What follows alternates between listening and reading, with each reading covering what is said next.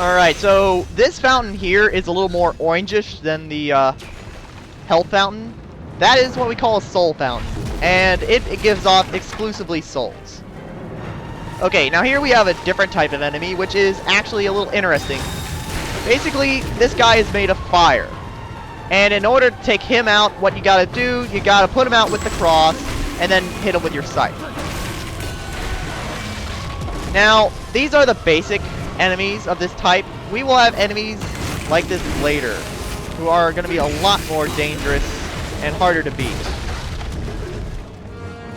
And now we enter the next thing here, which is where I'm going to want to do a little bit of punishing and absolving. Because as you note, there is fire coming out of the wall. So you want to be a little careful here, just because you could easily take a good deal of damage if you're not careful. But if you are doing what I'm doing, which is basically focusing on punishing or absolving these guys, in my case, exclusively punishing, you can pretty much stay in one place and take care of them one at a time, and they really won't bother you. Yeah, kind of interesting is enemies really won't bother you when you are punishing or absolving enemies usually. Or I don't know, what game am I thinking of where that was the case? God of War. Like in God of War when you were doing like a takedown attack, like on a Minotaur where you were thrusting your knives into its throat. Enemies really won't bother you if you are doing a kill sequence. Or rather, you just won't be interrupted, I should say.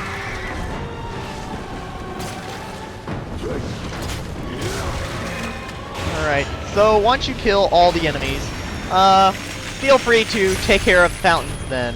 Because then the fire will shut off and you can navigate this corridor relatively safely. Alright, so we got another Beatrice statue. Let's save our game again. Let's do the same save file. Just because. Alright. Let's climb down another Rope of the Damned. Alright. So we have a bunch of fountains around this little area here. And we have a ghost. Have pity on me, whatever you are. A lady called. I prayed for her to command me. Beatrice. I fear my friend has gone astray, she said. Help him, Virgil, so that he may come to me. I am Beatrice, and when I am finally before my lord, I will praise you to him. Poet, I beg you, give me strength. I will deliver her from this fate, whatever the cost. So now we get our first magic, Righteous Path. It's basically when you use it, basically, first off, to use magic, you have to hold down L1 and then press circle, X, square, or triangle. I'm really not going to use it that much, just because, I don't know, I'm not really fond of this spell. Oh, by the way, purple fountains restore mana. And we have enemies. So let's start killing them for their experience. Holy mana! But yeah, for those of you who have not, who are not familiar with where this game comes from, it's very heavily based on the Divine Comedy by the poet Dante Alighieri. Alright, I forget if that's his name exactly, but a lot of the quotes, particularly said by those of the poet Virgil, they are very much out of the story. You can read through the Divine Comedy, and a lot of the lines will be the exact same. In fact, the opening lines to this game, the Dark Forest, those are actually the first lines in the entire poem. I found myself lost within a deep forest. And whatnot. Not within a deep forest, lost within a deep forest. Oh yeah, we also have the Rage of the Spartans and whatnot with the L1 and R1 buttons at once, similar to L3 and R3 in God of War. And while I was talking about the Divine Comedy, I forgot to tell you how we were facing this guy, who is Beastmaster. Basically just keep attacking his legs, and use your dodging, which I never actually did explain. If you use the right analog stick, you can dodge, kind of like in God of War. Did they have this in God of War? I can't remember. Maybe it was just a camera. I can't remember. No, they didn't have this. They don't have camera controls in God of War. What am I saying? That's one of the major issues with God of War. Cameras. Haha. And so yeah, even if you somehow dodge under the leg, as long as you're dodging, you'll actually avoid damage, because it's sort of like a quake attack of a sort. You can also use your magic here if you really want, like this. Which it did not want to work for some reason. Like that. But really, I don't really feel like it. Oh, we actually took this guy out already. Alright, time for a command sequence. Square. Triangle. Circle. And I'm probably gonna, at some point, just start calling out all the buttons. At some point. Alright, so here we have a fun part. We get to control the Beastmaster. And while you're controlling the Beastmaster, you can stomp around and get all these fountains. And kill all these enemies. And breathe fire.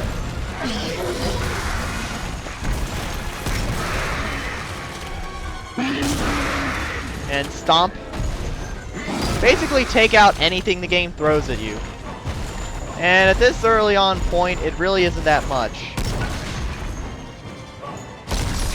Make sure to get the soul fountains, just because every little soul really counts. And once you've killed everything and broken everything... Have I killed everything? No, there's still a second wave. Alright, my fault. I thought I was done. Let's breathe fire on them. Ha ha ha ha!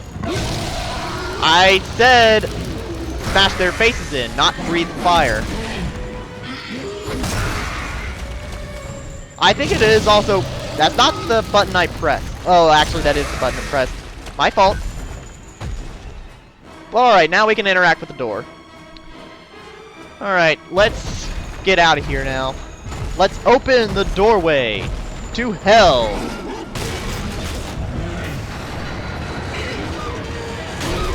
Elevator going down. Way down.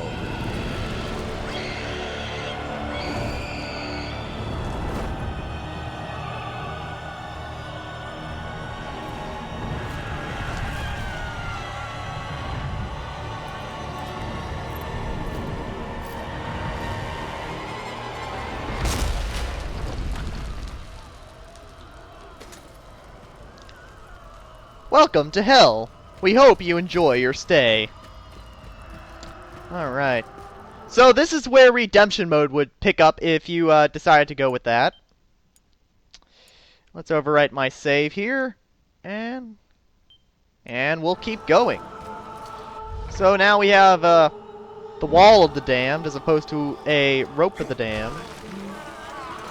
Which really is sort of the same.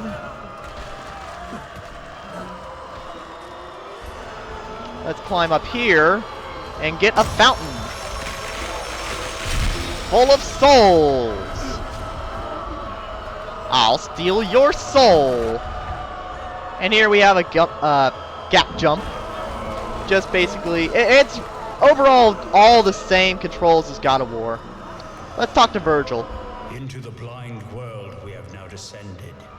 Put all fear and cowardice aside. We have come to the cliffs above Acheron. Wretched souls walk this tortured path to board Charon's vessel.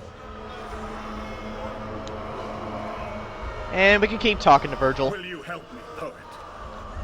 And get our official first relic. I will be your guide through this eternal place. Where you shall hear the shrieks and see the tormented spirits who all bewail the second death. Alright, so you can talk to Virgil multiple times at many points throughout the game. And often you can actually get relics from him, which is always a good idea to try to get from him. Because here we have a... Oh, I need to level up my unholy first. I guess I haven't done that yet. I guess I haven't done it yet. Well, there you go. Well, let's see. I got enough souls. Let's go ahead and get this. The repayment. It's basically a counter move. If you press L2, the guard button, when an enemy attack hits you, or about to hit you, you can counter it. And that's really good. Alright. So, now we also have these fountains. They look like soul fountains, but they actually contain Judas coins. There are 30 fountains which contain Judas coins in this game. And if you for every 5 Judas coins you get, you will get a huge soul bonus. So be sure to collect as many as you can find. And I will be sure to show where all those are.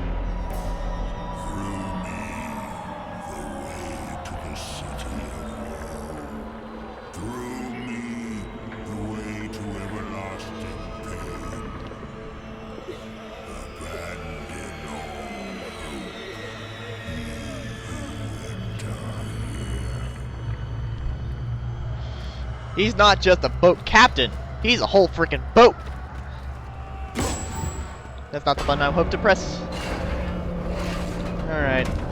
So here we have a fun little challenge, and go away Crespo. Oh, well, I guess he is going away. He's logging off. Haha. But I'm recording. This is not the time to be interrupting me with such jargon, PS3. So anyway, same strategy as always. I'm going to be stealing their souls and getting unholy experience where I can. And as I was may have said earlier, you can actually get experience from these guys. You can get souls, but you can't get unholy or holy experience if you try to steal, punish or absolve them. Now, these two guys here will always spawn constantly. So you're gonna have to try to take them both out if you really care, until you stop getting souls from them, if you really care enough for the souls. I'm just really doing it until I know I've gotten all the souls from them, just because every little bit of soul can help. I'm like getting 10 souls from these guys, and that can actually add up to a bit, up until these guys stop dropping souls. It's gonna happen in a second here. I think I've already run them dry, in fact. Let me just kill them one more time, just make sure. No, I can kill them a few more times. Wow, no, I might stay here until they stop dropping souls. Eventually they will. Which I think they just did. They gave me 5 souls and that's it. So this might be it. They might stop dropping them now. Yep, they stopped dropping them now. Alright, let's just cross the bridge.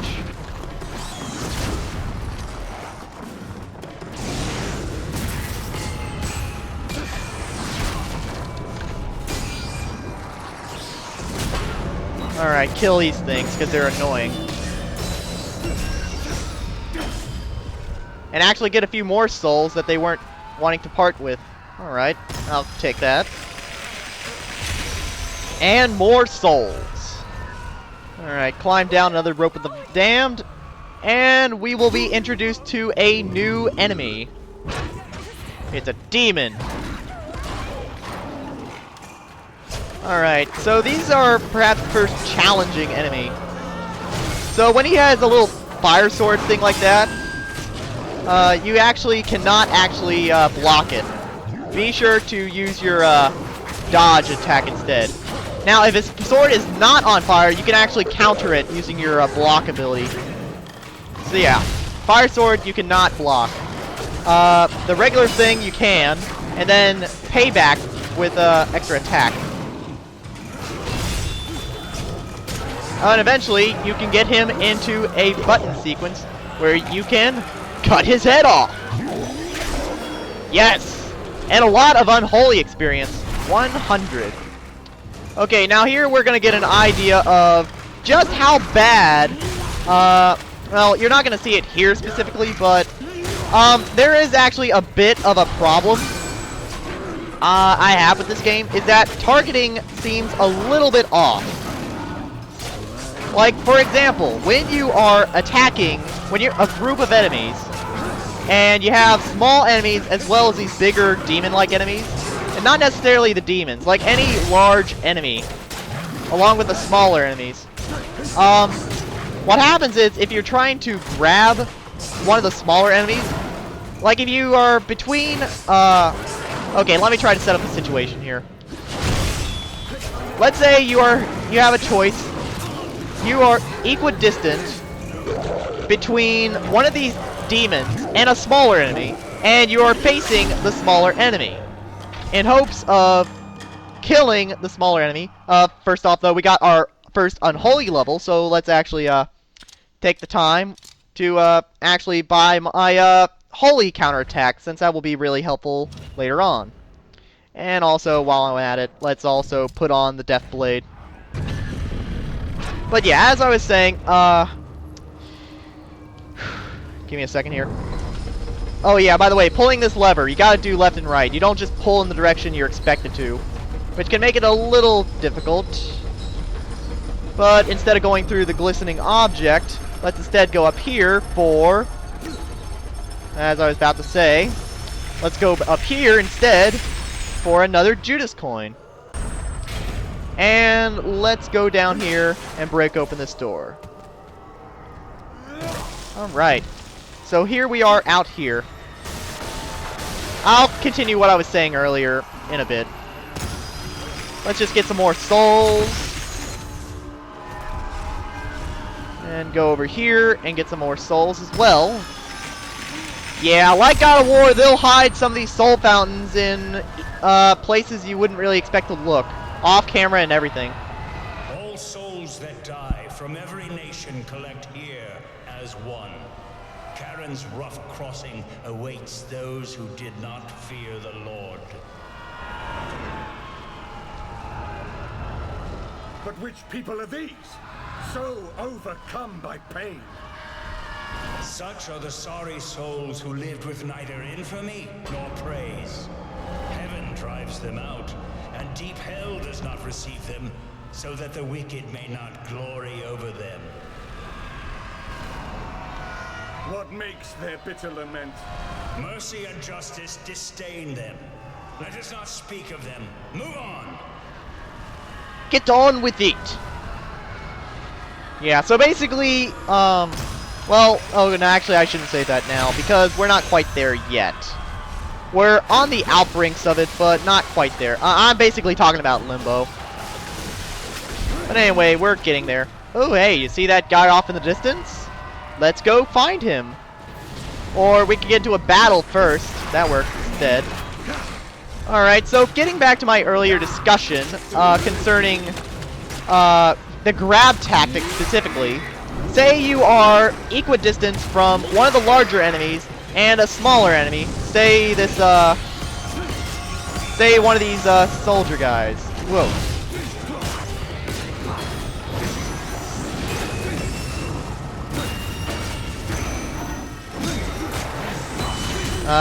Well, not soldier. What am I saying?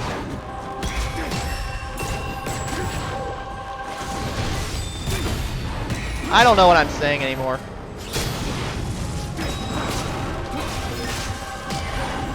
Alright, now I'll just kill you with my scythe. But yeah, you'll actually, by default, go toward the larger demons, even if you're not ready to grab them yet. So, like, you could go for the smaller enemies, which you can automatically grab, or you could end up ripping one of these guys in half if you are, if you have weakened them well enough.